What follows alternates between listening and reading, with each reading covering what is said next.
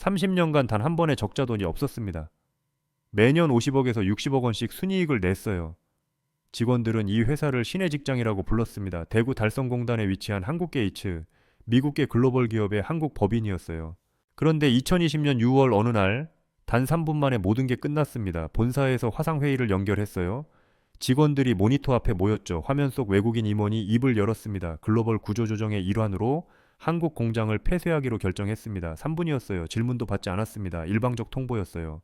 147명의 노동자들은 그 자리에서 얼어붙었습니다. 흑자 기업이 문을 닫는다고요? 돈을 벌고 있는데 왜 폐업을 해요? 말이 안 되잖아요. 이해할 수 없었어요. 현실을 부정했습니다. 오늘 영상에서는 이 충격적인 사건의 전말을 파헤쳐 보겠습니다. 흑자 기업이 왜 갑자기 문을 닫았는지, 노동자들의 1년이 넘는 처절한 투쟁이 왜 무력하게 무너졌는지, 그리고 이 사건이 지금 직장을 다니고 있는 모든 분들에게 어떤 경고를 보내는지 끝까지 보시면 여러분의 커리어를 바라보는 시각이 완전히 달라질 겁니다. 시작하겠습니다. 한국게이츠가 어떤 회사였는지부터 알아야 해요. 이 회사의 배경을 모르면 이 사건의 충격이 제대로 와닿지 않거든요. 게이츠라는 이름 들어보셨어요?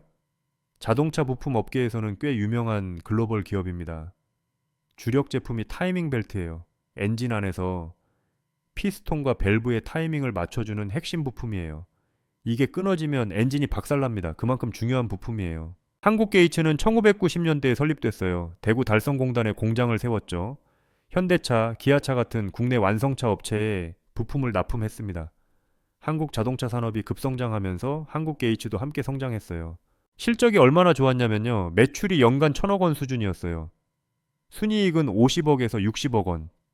영업이익률이 5%에서 6%였습니다. 제조업에서 이 정도면 상당히 건실한 수준이에요. 30년간 한 번도 적자를 낸 적이 없었어요. 직원들 복지도 좋았습니다. 외국계 기업답게 수평적인 문화가 있었고 급여도 동종업계 평균보다 높았어요. 고용 안정성도 뛰어났습니다. 한번 들어가면 정년까지 다닐 수 있는 곳이었어요. 그래서 직원들 사이에서 신의 직장이라는 별명이 붙었습니다. 147명의 직원들 대부분이 20년 이상 근속자였어요. 젊은 시절에 입사해서 결혼하고 아이 낳고 집 사고 인생의 대부분을 이 회사와 함께 했습니다. 회사가 곧 가족이었어요. 평생을 함께 할 거라고 믿었습니다. 근데 2014년에 뭔가가 바뀌기 시작했어요. 당시에는 아무도 몰랐습니다. 조용히, 아주 조용히 변화가 시작됐거든요. 2014년 세계 최대 사모펀드 블랙스톤이 게이츠의 모기업을 인수했습니다. 사모펀드가 뭔지 아세요? 쉽게 말해서 기업을 사고 파는 투자회사예요. 일반 투자자들한테 돈을 모아서 기업을 인수하고 몇 년 뒤에 더 비싸게 팔아서 수익을 내는 거죠. 블랙스톤은 이 분야에서 세계 최대 규모예요. 운용 자산이 수천조 원에 달합니다.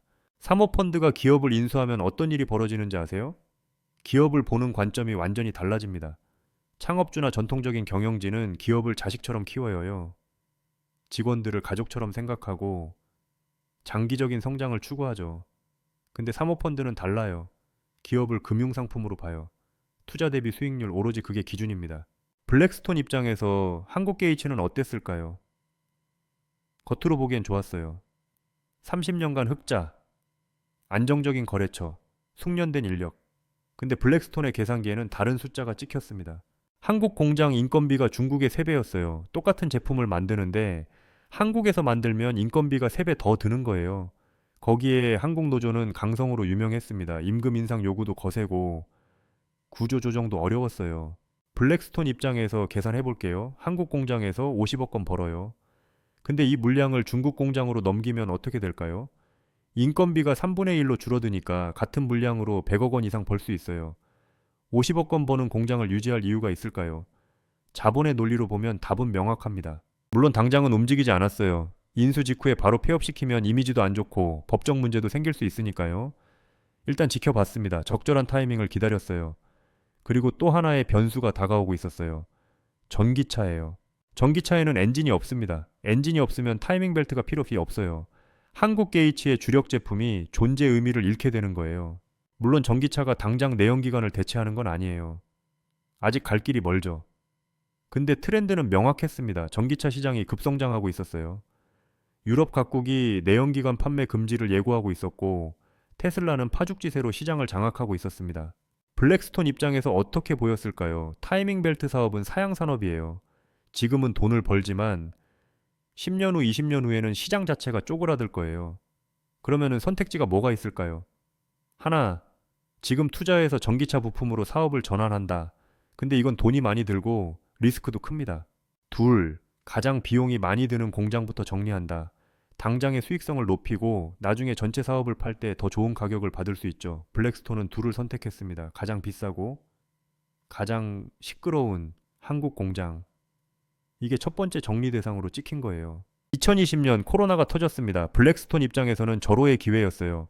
코로나로 전 세계 자동차 수요가 급감했습니다. 완성차 업체들이 생산을 줄였고 부품 업체들도 타격을 받았어요. 한국 게이츠 역시 매출이 좀 줄었습니다. 물론 적자까지 가진 않았어요. 여전히 흑자였습니다. 근데 블랙스톤은 이걸 명분으로 삼았어요. 글로벌 경기 침체, 자동차 산업 불확실성, 구조조정 불가피 이런 명분을 만들어서 한국 공장 폐쇄를 결정한 거예요. 2020년 6월 그 유명한 3분 통보가 이루어졌습니다. 직원들이 화상회의실에 모였어요. 화면에 미국 본사 임원이 나타났습니다. 영어로 말하고 통역이 따라갔어요. 글로벌 구조조정의 일환으로 한국 사업장을 폐쇄하기로 결정했습니다. 그게 끝이었어요. 3분도 안 걸렸습니다. 질문 받는 시간도 없었어요. 일방적 통보였습니다. 직원들은 멍했어요. 이게 무슨 소리지? 우리 회사 흑자잖아. 30년간 한 번도 적자 낸 적 없잖아. 왜 문을 닫아? 말이 안 됐습니다. 현실을 받아들이는데 시간이 걸렸어요. 처음에는 부정했습니다. 아니야, 협박이겠지. 임금 깎으려고 하는 거겠지. 협상하면 되겠지. 그렇게 생각했어요. 근데 시간이 지나면서 상황이 명확해졌습니다. 진짜 문 닫으려는 거였어요. 놀이가 아니었습니다. 농담이 아니었어요. 30년간 일해온 직장이 진짜로 사라지는 거였습니다. 노조가 움직였습니다. 흑자 폐업 반대. 이 구호를 내걸고 투쟁에 돌입했어요. 삭발을 했습니다. 공장 앞에 천막을 쳤어요. 1년 넘게 농성을 했습니다. 언론에 호소하고 정치권에 탄원하고 할 수 있는 건 다 했어요. 노조의 논리는 명확했습니다. 흑자 기업이 폐업하는 게 말이 되냐? 돈을 벌고 있는 회사를 왜 닫아? 자본의 탐욕이다. 노동자를 버리는 거다. 이건 불법이다. 막아야 한다. 감정적으로는 100% 공감이 갑니다. 30년간 회사를 위해 일한 사람들이에요. 청춘을 바쳤어요. 그런데 갑자기 나가라고요? 너무하잖아요. 분노할 만합니다. 근데 법은 달랐어요. 노조가 법원에 공장 폐쇄 가처분 신청을 냈습니다. 결과가 어떻게 됐을까요? 기각됐습니다. 법원 판결문의 핵심은 이거였어요. 경영상의 필요에 의한 폐업은 경영권의 고유 권한이다. 쉽게 말해서 사장이 회사 탓하겠다는데 막을 방법이 없다는 거예요. 흑자든 적자든 상관없어요. 사업을 계속할지 말지는 경영자가 결정하는 거라는 겁니다. 노조는 충격받았습니다. 법이 우리 편이 아니라고? 흑자 기업 폐업이 합법이라는 거 이해할 수 없었어요. 근데 법적으로는 그게 맞았습니다. 여기서 노조의 치명적인 착각이 드러납니다. 노조는 우리가 없으면 공장이 안 돌아간다고 믿었어요. 숙련 노동자들이잖아요. 20년, 30년 일한 베테랑들이에요. 이 사람들 없이 어떻게 제품을 만들어?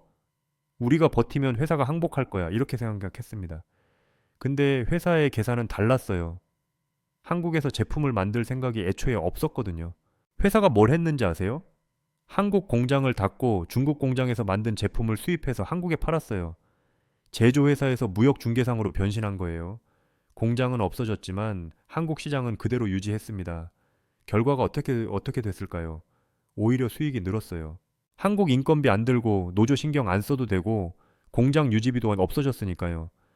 중국에서 싸게 만들어서 한국에 파니까 마진이 더 좋아진 거예요. 노조의 대체 불가능성 착각이 완전히 깨진 순간이었습니다. 우리가 없으면 안 된다고 생각했는데 회사는 우리 없이도 잘 굴러갔어요. 아니, 오히려 더 잘 굴러갔습니다. 1년이 넘는 투쟁 끝에 노조가 얻은 건 뭐였을까요? 약 1,000만 원의 추가 위로금이었습니다. 법정 퇴직금에 1,000만 원 더해서 나가라. 그게 전부였어요. 1년 동안 삭발하고 농성하고 싸워서 얻은 게 1,000만 원이었습니다. 147명의 노동자들은 50대에 직장을 잃었습니다. 20년, 30년 한 분야에서만 일한 사람들이에요. 타이밍 벨트 만드는 기술은 뛰어나지만 그 기술이 다른 데서 쓸모가 있을까요? 전기차 시대에 타이밍 벨트 기술이 무슨 가치가 있을까요? 재취업이 쉽지 않았습니다. 대부분이 최저임금 수준의 단순 노무직으로 전전했어요. 공장 청소, 경비, 배달, 30년간 숙련 기술자로 일하다가 50대에 최저임금 받으며 일하게 된 거예요. 삶이 무너진 사람들도 있었습니다. 가정이 깨지고 빚더미에 앉고 극단적인 선택을 고민한 사람도 있었어요. 시내 직장에서 일하던 사람들의 말로 치고는 너무 참담했습니다. 이 사건에서 우리가 배워야 할 게 있습니다. 흑자라고 안심하지 마세요. 자본은 현재의 이익보다 미래에 더 큰 돈이 되는 곳을 택합니다. 지금 회사가 돈을 벌고 있다고 해서 내 자리가 안전한 게 아니에요. 자본의 계산기에는 다른 숫자가 돌아가고 있을 수 있습니다. 나의 대체 가능성을 점검하세요. 내 기술이 외국인 노동자나 기계로 대체 가능한 범용 기술이라면 언제든 버려질 수 있어요. 한국 게이츠 노동자들은 숙련 기술자였지만 그 기술 자체가 중국에서 더 싸게 대체 가능했습니다. 나만이 할 수 있는 일이 뭔지 고민해야 해요. 산업의 흐름을 읽으세요. 타이밍 벨트는 전기차 시대의 사양 산업이 됐습니다. 내가 일하는 분야가 성장하고 있는지 쪼그라들고 있는지 봐야 해요. 사양 산업에 있다면 미리 탈출 준비를 해야 합니다. 회사에 모든 걸 걸지 마세요.